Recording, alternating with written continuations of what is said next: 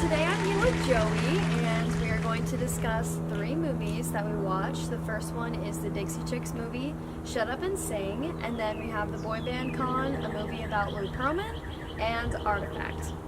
So, Joey, could you first give our viewers a quick synopsis of the 3 movies? So, the Dixie Chicks movie, they basically, on their Top of the World tour, they basically said, hey, we don't like how our president's treating us, or like going out into war and basically, how do I say this, like doing like general, well, how would you even say that? Just the way that he was presidenting.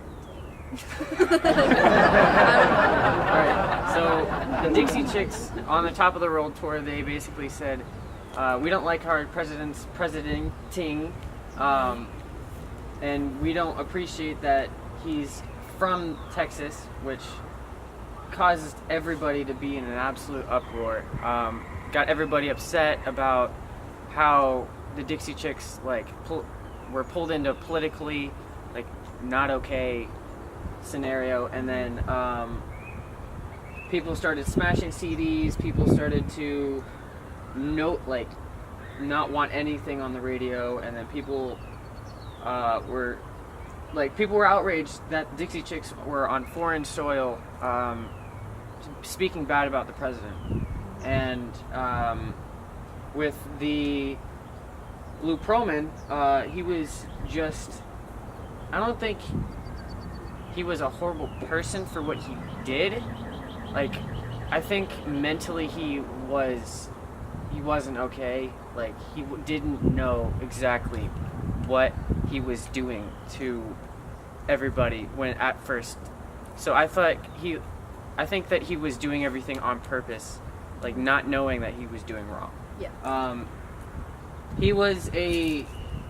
He basically formed the Backstreet Boys, and then he formed another band called NSYNC, and they had them go together to make numerous and billions of dollars of money. And he basically made everyone go against him, and then everyone was about to receive their paycheck and expecting this huge amount of money, and they didn't get anything. They only got $10,000, and they were all like, "What the heck, man? We need more money."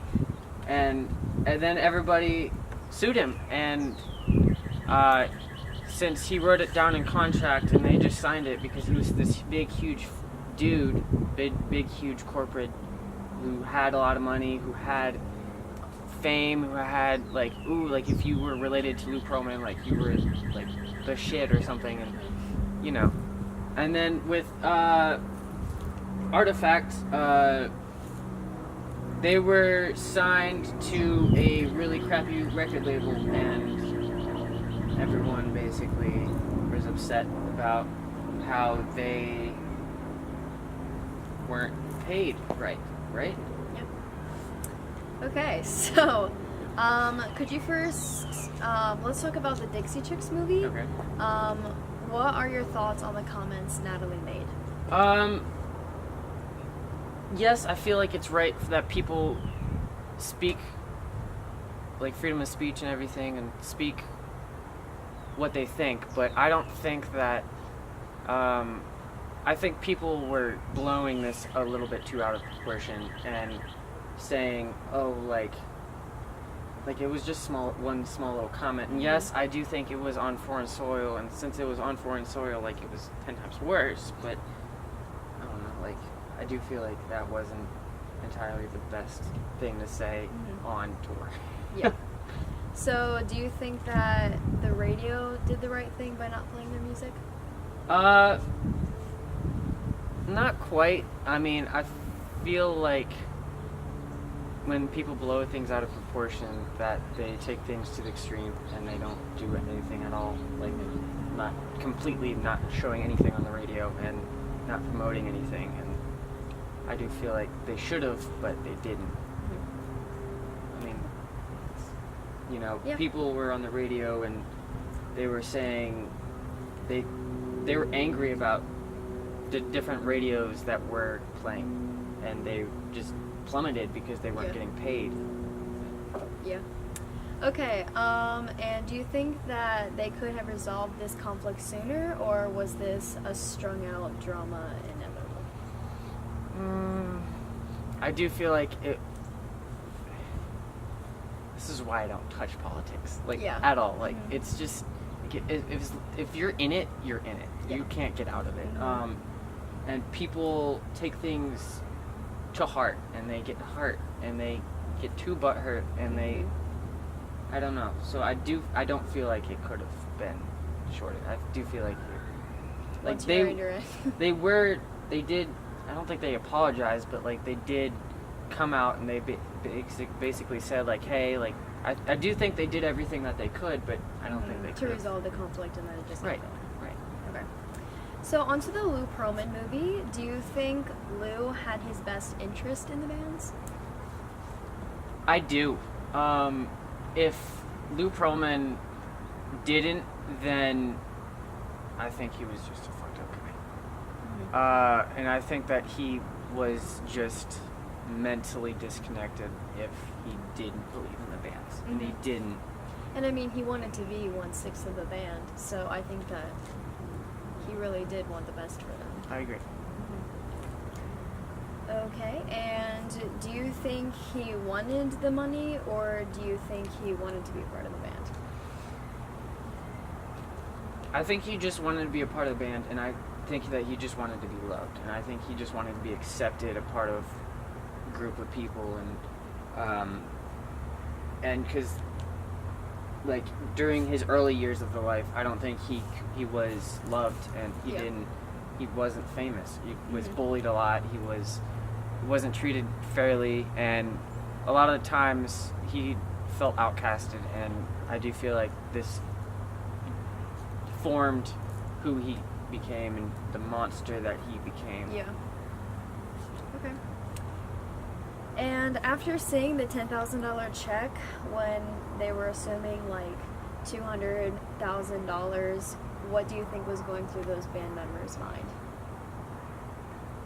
What the hell? Where's my money? I worked so hard to get where I am. Like, Just where utter is it? shock. Like, you have it, you have everything, you have all the money, where is it? Yeah, you've done all the calculations, you see how you're living. And would you ever be able to trust anyone again if this happened to you? It would have to take a lot of time, and I do feel like if I was really screwed over by a record label or by someone who grew me as a person, then it would just take time, and yeah, it would be hard, but I would need to find another person who I could lean on and who could grow me, like Lou. And do you think that the conflict in the movie, it could have been resolved or like not happened? No, I feel like if Lou wasn't treated how he was as a kid, then I feel like then this couldn't have happened at all. But he was, and he was outcasted, so. And he just made the contract the way he did. Right. I don't even know if he was technically educated enough to even know like how bad, and he didn't know that they were going to be so big too. So. And the last movie, Artifact, which you said was about the lawsuit in the 30 Seconds to Mars. What do you think this conflict could have been avoided?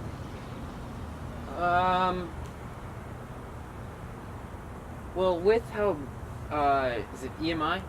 With how EMI was growing, and how EMI employed people who had no idea how the music business worked, then yes. But if they found initiative and grew and like got more people incoming as knowing is in the industry, then yes, I do feel like they could have, but they didn't, and they kind of effed themselves over negatively.